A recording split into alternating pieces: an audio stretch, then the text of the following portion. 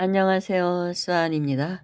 이번 시간은 광명진원이 이렇게 좋은 줄 알았더라면. 이 글은 2009년도에 제가 써놓은 글입니다.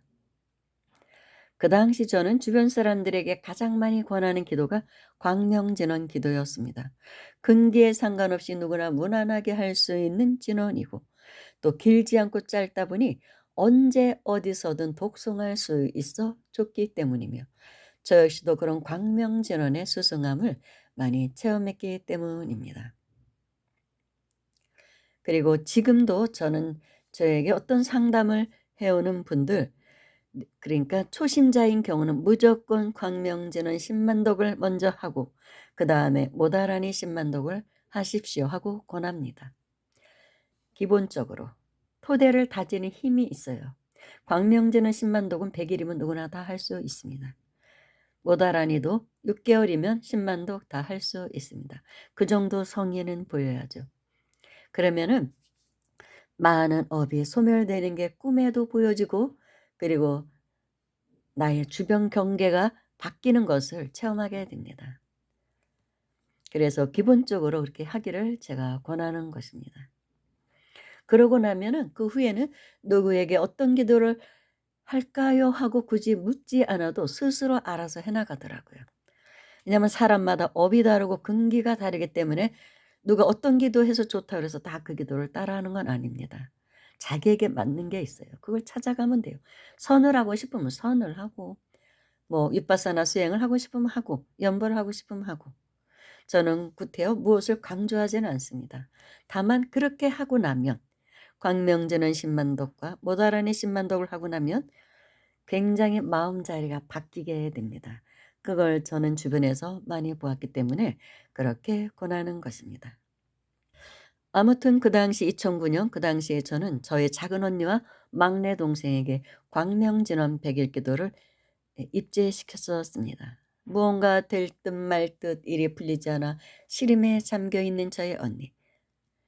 100일 동안 10만독을 채우면 업장에 녹아내려 실마리가 잡히지 않겠느냐며 열심히 할 것을 간곡히 권했었죠. 그런데 저희 언니는 전생의 수행을 좀 많이 했던 사람 같아요. 그런 사람들은 그렇지 않은 사람들에 비해 기도 효과가 빨리 나타납니다.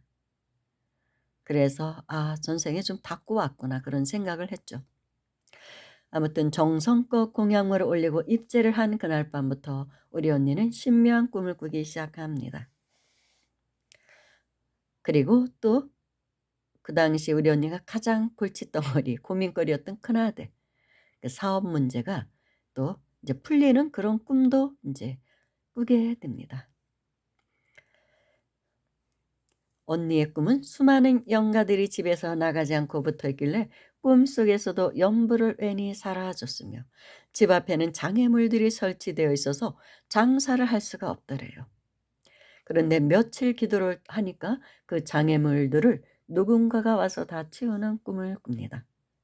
어느 날은 키가 큰 여인이 마당에 서서 가지 않고 있길래 "아줌마 이제 그만 가세요. 극락왕생하십시오." 나무함이 답을 하며 합장을 하였더니 그 여인은 "예 이제 갈게요." 하면서 순순히 떠나더랍니다.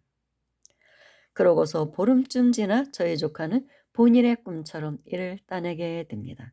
아주 기적처럼 말이죠.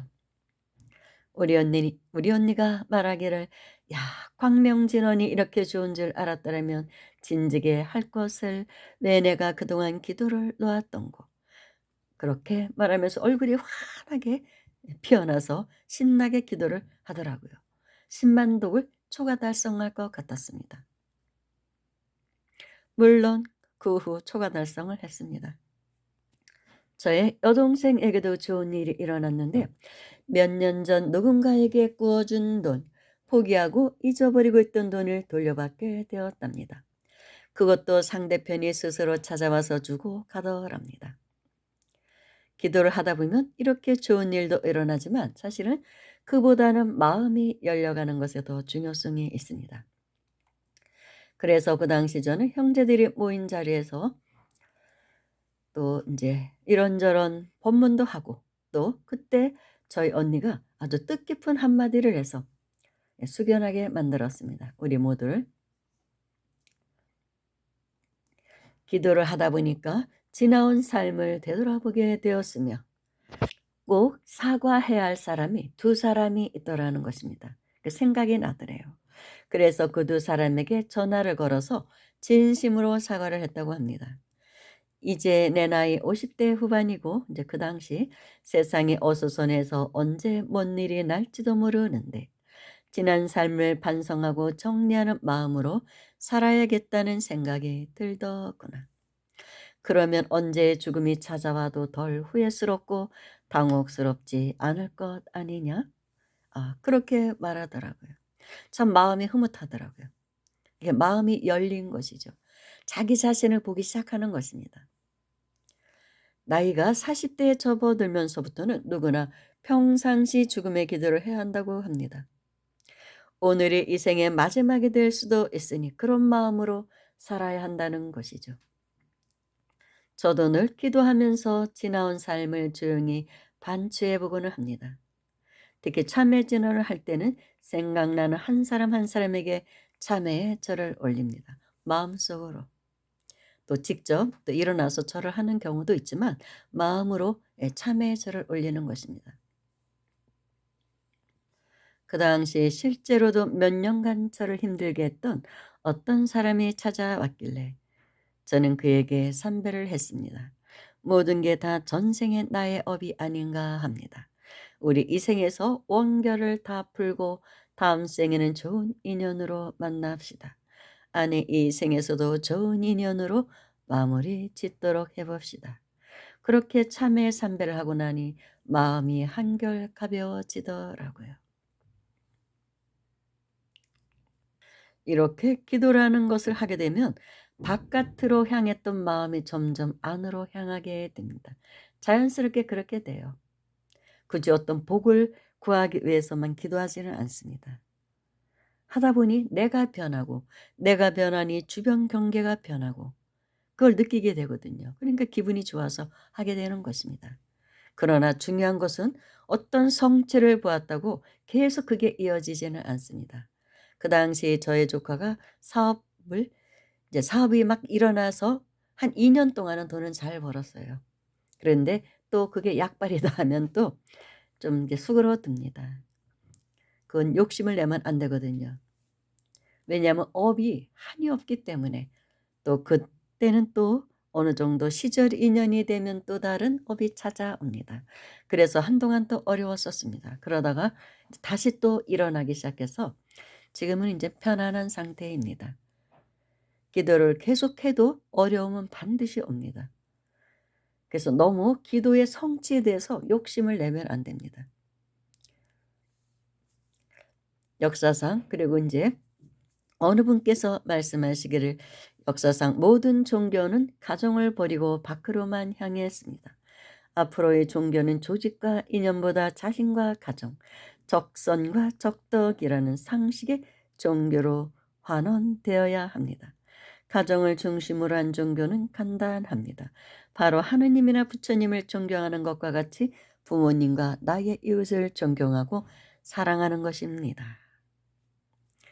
이 말을 제가 하는 것은 그렇게 기도를 하다 보면 점점 가정적인 사람으로 변합니다. 기도를 했는데 마음이 계속 밖으로 향하고 가정적으로 변하지 않으면 기도를 잘못했다고 보면 됩니다.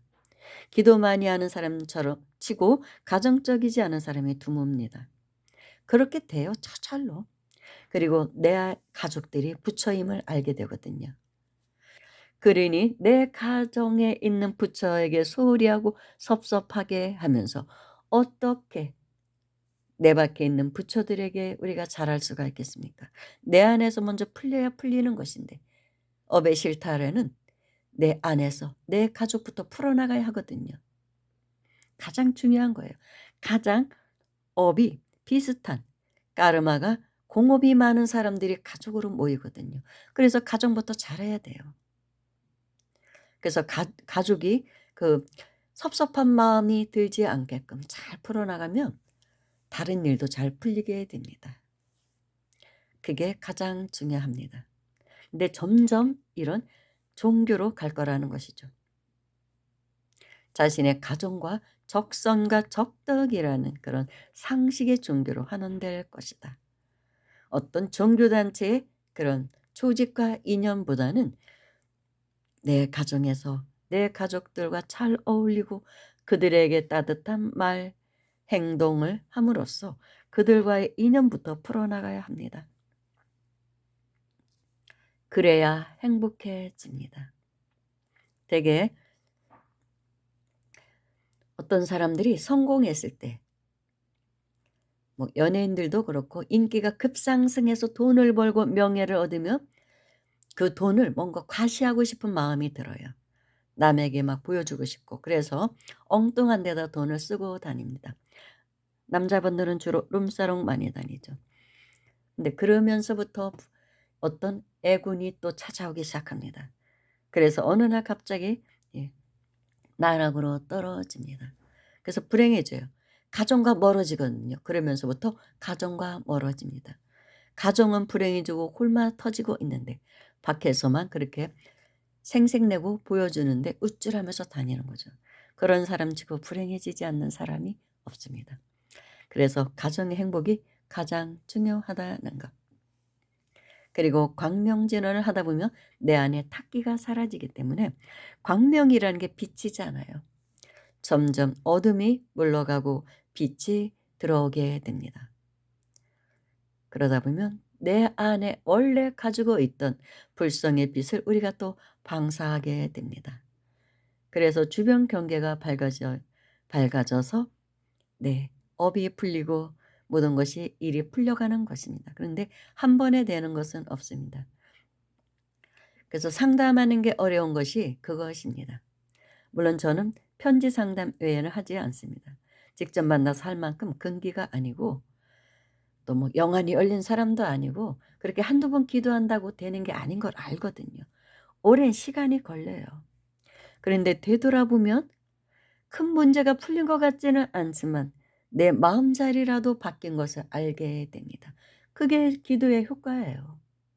옛날하고는 다르다는 거, 자신이 달라졌다는 것을 알게 됩니다. 성실해지고 검소해지고 그것만으로도 굉장히 업이 소멸된 거예요. 그렇게 점진적으로 나아가는 것이지 하루아침에 기도 몇 번 했다고 운명이 확 바뀌는 사람들은 이미 많은 생의 기도를 해온 그런 공력이 쌓였기 때문에 그런 것입니다.